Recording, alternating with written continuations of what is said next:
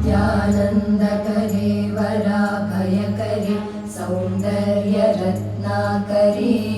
निर्धूताखिल घोरपावनकरे प्रत्यक्ष माहेश्वरे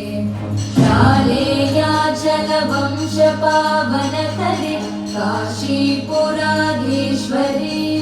भिक्षां देहि कृपावलम्बनकरे मातान्नपूर्णेश्वरे